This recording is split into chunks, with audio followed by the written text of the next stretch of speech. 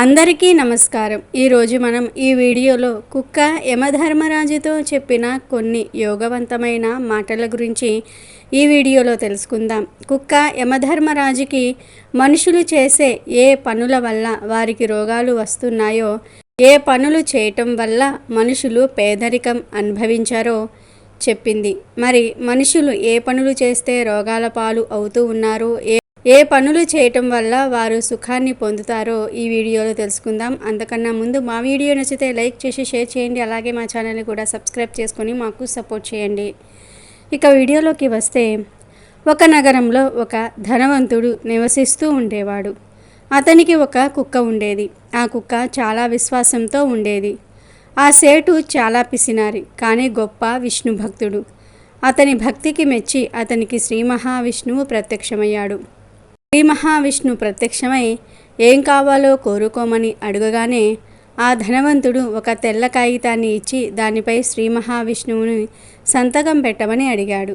ఎందుకు అని శ్రీ మహావిష్ణువు అంటే, ఈ రోజుల్లో భగవంతుడు ఉన్నాడు అంటే ఎవ్వరూ నమ్మటం లేదు. నేను ఇది చూపించి భగవంతుడు ఉన్నాడు అని చెప్తాను అని చెప్పాడు. శ్రీ మహావిష్ణువు సరే అని సంతకాన్ని పెడతాను అని చెప్పి ఆ కాగితాన్ని తీసుకుని తన సంతకాన్ని పెట్టి అంతర్ధానమయ్యాడు.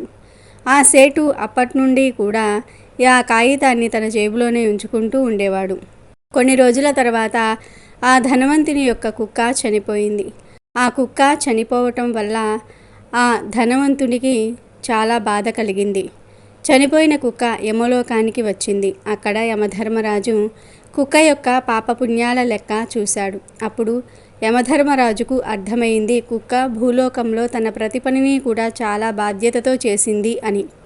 ఎప్పుడూ ఏ జీవికి కూడా తను బాధను కలిగించలేదు అని, చిన్న చిన్న జంతువులను కానీ పక్షులను కానీ ఎప్పుడూ కూడా హత్య చేయలేదు అని, తను యజమాని యొక్క ప్రతి పనిని కూడా చాలా బాధ్యతగా చేసింది అని.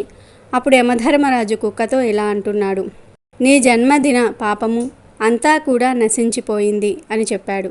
నువ్వు ఎక్కడికి వెళ్ళాలి అనుకుంటున్నావు అని, నీ వల్ల నేను చాలా ప్రసన్ని అయ్యాను అని చెప్పి, నువ్వు ఎక్కడికి కావాలి అంటే అక్కడికి నిన్ను నేను పంపిస్తాను అని చెప్తాడు యమధర్మరాజు. అప్పుడు కుక్క అంటుంది, ఎక్కడికైనా సరే కానీ నేను మనుషుల బందీలో మాత్రము ఉండకూడదు అని చెప్పింది. నేను మనుషులకు బందీగా ఉండాలి అని అనుకోవటం లేదు, అలాగే నేను మనిషిగా కూడా పుట్టాలి అని అనుకోవటం లేదు అని చెప్పింది. అప్పుడు యమధర్మరాజు ఇలా అంటాడు, నీకు మనుషులపై ఎందుకు అంత కోపము? మనిషి జన్మ ఎంతో పుణ్యం చేసుకుంటేనే కానీ లభించదు. నేను ఎంతమందిని చూసినా వారు అందరూ కూడా భూలోకానికి వెళ్ళి మనిషిగా పుట్టాలని కోరుకుంటారు. నీకు మనిషి గురించి తెలియదు. ఒక్కసారి మనిషిగా పుడితే అప్పుడే నీకు అర్థమవుతుంది మనిషి జన్మ ఎంత గొప్పదో అని. అప్పుడు కుక్క ఇలా అంటుంది, నాకు తెలుసు మనిషి జన్మ ఎంత గొప్పదో. దానితో పాటు మనుషులు చాలా తెలివైనవారు, చాలా స్వార్థవంతులు కూడా. వారు ఏదైనా సాధించాలి అని అనుకున్నప్పుడు ఎంత పెద్ద తప్పు అయినా సరే చేయడానికి సిద్ధంగా ఉంటారు. ఏ సంతోషము కూడా వాళ్లను కుదురుగా కూర్చోనివ్వదు. ఈర్ష్య, పగ అనేవి పగలు రాత్రి కూడా వారిని దహించి వేస్తూనే ఉంటుంది. దాని కారణంగానే వారు ఎప్పుడూ కూడా దుఃఖంలోనే ఉంటారు. ఇతరులకు దుఃఖాన్ని కలిగిస్తూ ఉంటారు. మాలాంటి జంతువులను మచ్చిక చేసుకొని వాళ్ళ పనులను చేయించుకుంటూ ఉంటారు. మనుషులు భగవంతుని కూడా మోసం చేస్తూ ఉంటారు అని చెప్పింది. అప్పుడు యమధర్మరాజు అది ఎలాగా అని అడుగుతాడు. మనుషులు మందిరానికి వెళ్ళినప్పుడు చెప్తారు, భగవంతుడా నాకు ఆ పని జరిగితే నీకు కొంత ధనాన్ని ఇస్తాను అని చెప్తారు. బాగా పెద్ద పెద్ద దానాలు చేస్తాను అని చెప్తూ ఉంటారు. పేదవాళ్లకు అవి చేస్తాము ఇవి చేస్తామని చెప్తూ ఉంటారు. ఇవన్నీ కూడా వారి పని అయిపోవటం కోసం మాత్రమే చెప్తూ ఉంటారు. పని పూర్తయిపోయిన తర్వాత దానాలను పుణ్యాలను అన్నీ కూడా మర్చిపోతూ ఉంటారు. ఇంకా జీవితంలో ఎదగాలి అనే ఆలోచనలతో వీటన్నిటినీ మర్చిపోతూ ఉంటారు. ఎదుటివాడు ఎదుగుతూ ఉంటే వాడిని కిందికి లాగాలనే చూస్తూ ఉంటారు. వారంతట వారు పైకి రావాలని మాత్రం ఆలోచించరు. వాళ్ళు సుఖంగా తినరు, అలాగే ఎదుటి వాళ్లను తిననివ్వరు. వాళ్ళ పని అయిపోవటం కోసం ఎదుటి వాళ్ళను మోసం చేస్తూ ఉంటారు. వారి మూర్ఖత్వంతో భగవంతుణ్ణి కూడా మోసం చేస్తూ ఉంటారు. మళ్ళీ అంటారు, ఇదంతా భగవంతుడిదే కదా, భగవంతుడికి నేనేమి ఇవ్వగలను అని. ఆ మాటలు చెప్పి ఇచ్చిన మాటను వదిలేస్తారు. వారి చెడ్డ కర్మలను లెక్కబెట్టి నాకు నీరసం వచ్చింది. వారు చేసే చెడ్డ కర్మలు సమాప్తం అవటమే లేదు. వారి తెలివితేటల ముందు మనం చూడడానికి కూడా ఏమీ లేదు. కుక్క చెప్పింది అంతా విన్న తర్వాత యమధర్మరాజు అంటున్నాడు, మనుషులు అయితే తెలివైన వాళ్ళు కావచ్చు కానీ వారు దేవతల కంటే కూడా తెలివైన వాళ్ళు మాత్రం కాదు. మరణించిన తర్వాత నా దగ్గరకు వచ్చిన జీవులన్నీ కూడా అవి తమ బాధలను చెప్పుకుంటూ ఉంటాయి. కానీ అవి అన్నీ కూడా నా అధీనంలోనే పనిచేస్తూ ఉంటాయి. అప్పుడు కుక్క అంటుంది, యమధర్మరాజా, ఎప్పుడు మీ దగ్గరకు మరణించిన మనుషులు మాత్రమే వస్తారు. కానీ మీరు జీవించి ఉన్న మనుషులతో ఉండలేదు. ఒకవేళ మీరు జీవించి ఉన్న మనుషులతో ఉన్నట్లయితే అప్పుడు మీకే అర్థమవుతుంది మనుషులు ఎంత మోసపూర్వకంగా ఉన్నారు అనేది. అప్పుడు యమధర్మరాజు, మనుషుల్లో ఈ కుక్క మనుషుల గురించి చాలా ఎక్కువ చేసి చెప్తుంది. ఈ కుక్కకు నేను ఎలాగైనా సరే బుద్ధి చెప్పాలి, మనుషుల కంటే నేనే తెలివైన వాడినని నిరూపించుకోవాలి అని అనుకుంటున్నాడు. మనుషుల తెలివితేటలు నా ముందు ఏమాత్రం కూడా పనిచేయవని ఈ కుక్కకు తెలిసి రావాలి. వెంటనే యమధర్మరాజు యమదూత అని పిలిచి ఈ కుక్క యొక్క యజమానిని బ్రతికుండంగానే ఇక్కడికి తీసుకురమ్మని చెప్తాడు. అప్పుడు యమధర్మరాజు కుక్కతో చెప్తాడు, మీ యజమాని కన్నా నేనే ఎక్కువ తెలివితేటలు గలవాణ్ణి అని నిరూపిస్తే నిన్ను మాత్రము జన్మజన్మలకు నరకంలో పడవేస్తాను.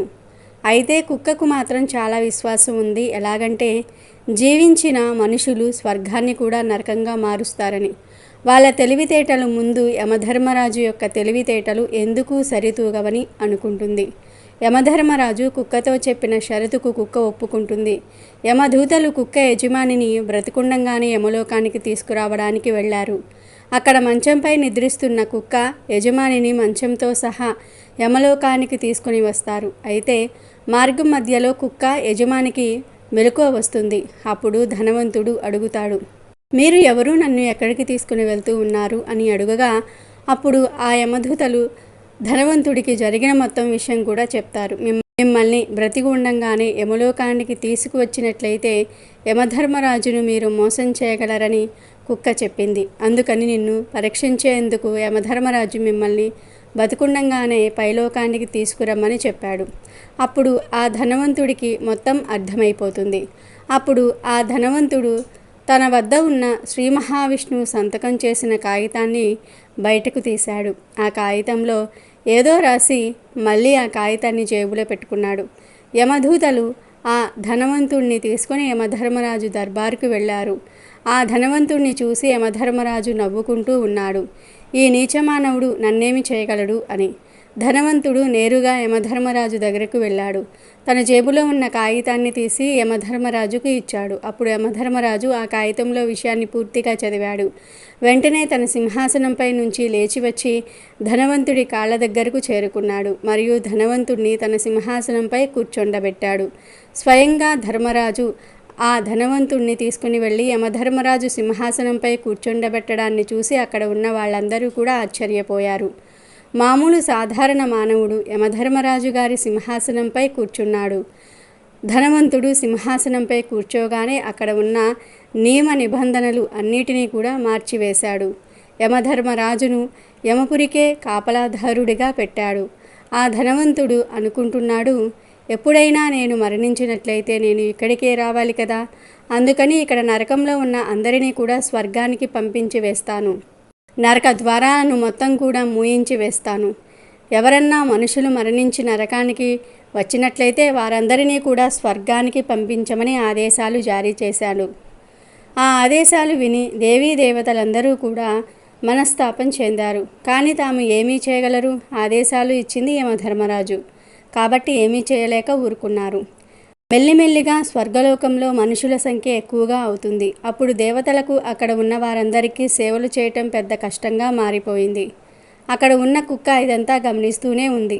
తన యజమానిని ఇదంతా మీరు ఎలా చేశారు అని అడుగుతుంది. కావాలంటే నా జీవితం మొత్తం మీ దగ్గర పనిచేస్తూ ఉంటాను, కానీ మీరు ఎలా రాజు అయ్యారో నాకు మాత్రం చెప్పండి అని అడుగుతుంది. అప్పుడు ధనవంతుడు కుక్క చెవిలో మెల్లిగా చెప్తున్నాడు, నేను జీవించి ఉండగానే యమదూతలు నన్ను తీసుకుని వస్తున్నారు. అప్పుడు నా దగ్గర ఉన్న భగవంతుడు సంతకం చేసి ఇచ్చిన తెల్ల కాగితంపై ఇలా రాశాను: ఎప్పుడైతే నువ్వు బతికి ఉన్న మనిషిని యమలోకానికి పిలుచుకుంటున్నావో అతడికి నీ సింహాసనాన్ని ఇవ్వు, అలాగే అతనిని రాజుగా చెయ్యి. ఇది నా ఆజ్ఞ అని శ్రీ మహావిష్ణువు సంతకం చేసిన కాగితాన్ని చూపించాను. యమధర్మరాజు అనుకున్నాడు అది ఇప్పుడే ఇచ్చిన కాగితం అని. కానీ ఎప్పటి నుండో దానిపై శ్రీ మహావిష్ణువు సంతకం ఖాళీ కాగితంపై ఉంది. ఇప్పుడు కుక్క చాలా సంతోషించింది. మనుషుల తెలివి ఎక్కడ ఉన్నా చాలా చురుగ్గా, చాలా వేగంగా పనిచేస్తుంది అని అనుకుంది. యమలోకంలో జరిగేది చూడలేక దేవీ దేవతలు అందరూ కూడా శ్రీ మహావిష్ణువు దగ్గరికి వెళ్ళారు.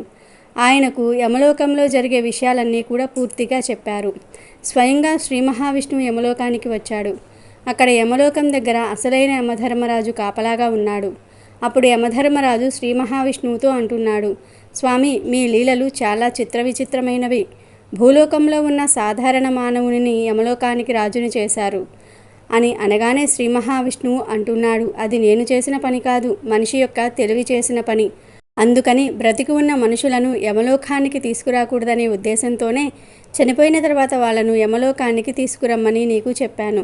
కానీ నువ్వు బ్రతికి ఉన్న మనుషులను యమలోకానికి తీసుకురావటం వల్ల ఇటువంటి అనర్థం జరిగింది అని చెప్పి శ్రీ మహావిష్ణువు ఆ ధనవంతుడి దగ్గరికి వెళ్ళాడు.